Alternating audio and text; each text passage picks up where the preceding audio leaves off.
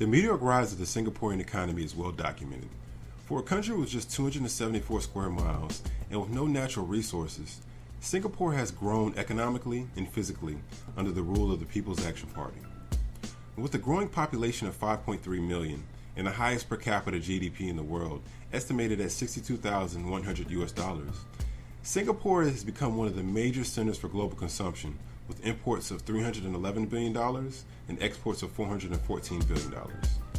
Technology and innovation are clearly major government priorities, and their achievements are prominently on display throughout the country via architecture, galleries, museums, parks, and gardens. Electronics and telecommunications are two of Singapore's primary exports. These exports are driven by an advanced, technologically adept population whose appetite for smart devices may be unmatched, as it is common for most Singaporeans to have more than 3 devices. Our group aimed to examine the mobile and digital consumption in Singapore, assess similarities and differences measured against U.S. standards, and achieve a global understanding of where we are headed as data becomes more commoditized. We conducted field studies in the Bugis Market where we interviewed consumers and employees at SingTel and StarHub sales and service centers. These carriers are the primary voice, text, and data providers in Singapore and have ties to the government's sovereign wealth fund, Temasek Holdings. We also received a high-level overview of the state of mobile from SingTel's Chief Strategy Officer, Tony May.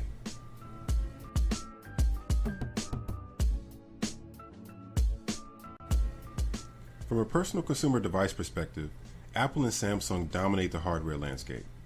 And much like in the United States, the Apple versus Android war wages on in Singapore.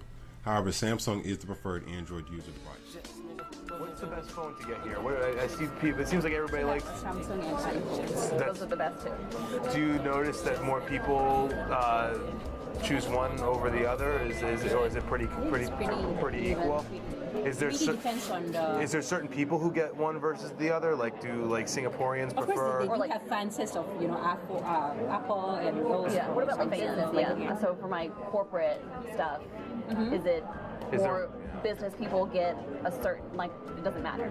I think for iPhone will be easier to carry because for example the new launch Note 3, it's quite huge. So you put in a pocket usually for a gentleman. It's not really convenient because a little pocket and you have a big phone.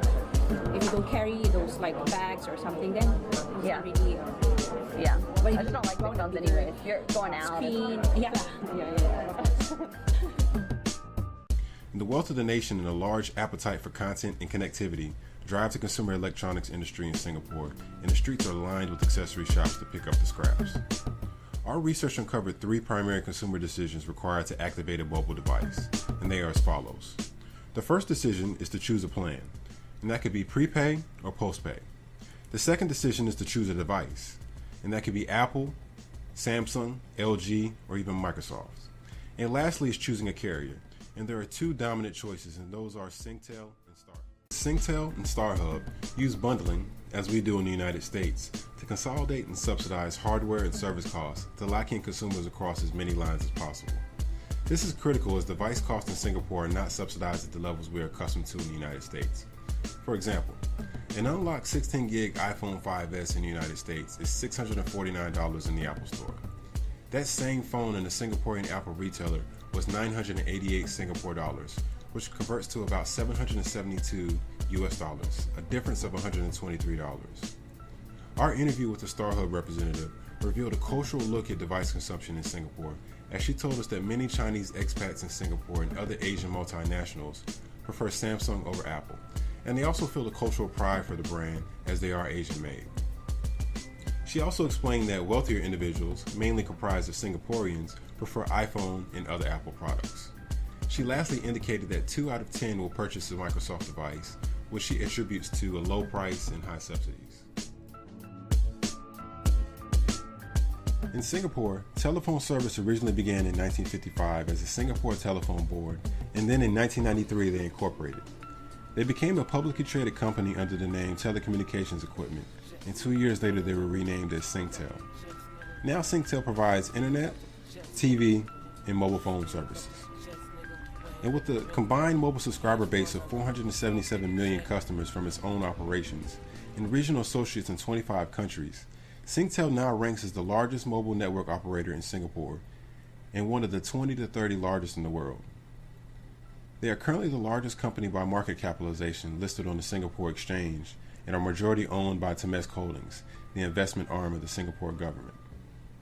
SingTel's strategy of acquiring and partially owning other telecommunications companies around the world work towards their goal to gain and sustain a competitive advantage. They currently own shares in many regional operators, including 100% of the second largest Australian phone company, Optus, which was acquired in 2000, and 30.8% of Bharti Airtel, the largest phone company in India. And most recently, SingTel's pay TV revenue share improved from 6% to 28% in the second quarter of 2013 at the expense of StarHub, which saw its share of the market decline to 72% from 78% a year ago. Up until 1998, the telecommunications sector in Singapore was wholly owned and run by SingTel.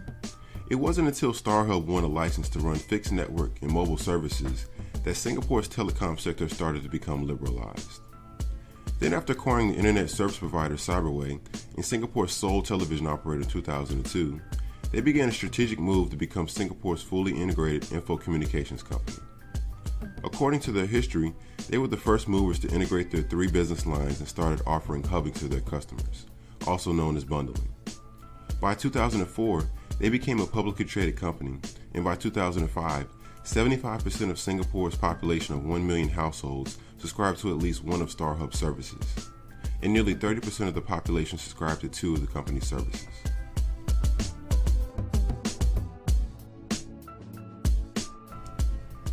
So how do carriers like SingTel and StarHub compete for customers? At the surface level, it appears that there isn't much difference between them as their pricing is similar and they sell the same devices. However, a deeper look reveals that there is a battle going on for exclusive content rights, faster broadband speeds, connectivity, and superior customer service. Our meeting with SingTel's Tony May revealed many of the fears and realities of the telecom industry in 2014, particularly the disruption led by Google, Facebook, and Apple, who all helped unbundle it.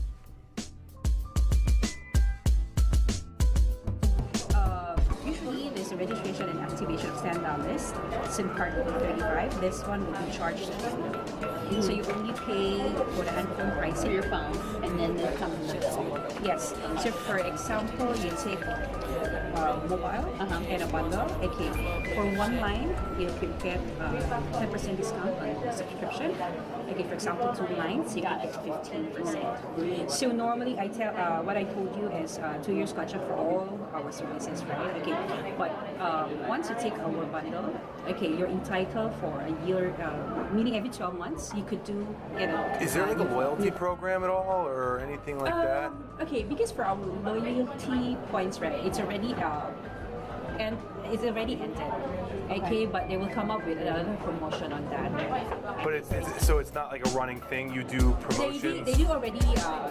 It's like a new program. It's a new program. Loyalty points or something. Yeah. When you pay a bill, then you earn some points. That points you could like redeem it and get some stuff. Get like discounts on like the phones and the accessories and Yes. and pay your bill maybe even a little bit too. And the rebates. And rebates and stuff like Yeah. that. Like for example, you have high user, right? We call it red prestige. I think for some, so for example, in a month you like total up to 2 people or something more than that. Then you'll get some vouchers to use. For many years, the foundation of a carrier's business model centered around charging consumers for voice and text with little emphasis on data. The United States, for example, recognized early on that the future of telecom would be based around data and made large investments to construct an infrastructure and support a network to deliver it to consumers at the fastest speeds. Other countries in Europe took a very consumer-oriented approach with their investments at the cost of fortifying and expanding the infrastructure of their networks. They are now far behind the United States and Asia in terms of speed and connectivity and have inadequate funds to make the investments necessary to catch up. SingTel and StarHub recognize that their services are becoming more commoditized every day and must compete for network-level differentiation. Each carrier has deployed different strategies to achieve this differentiation. Both have played a role in vendor consolidation, with StarHub focused on exclusive TV rights and SingTel focused on international expansion through mergers and acquisitions. some of these channels are new. Yes, of course, yeah.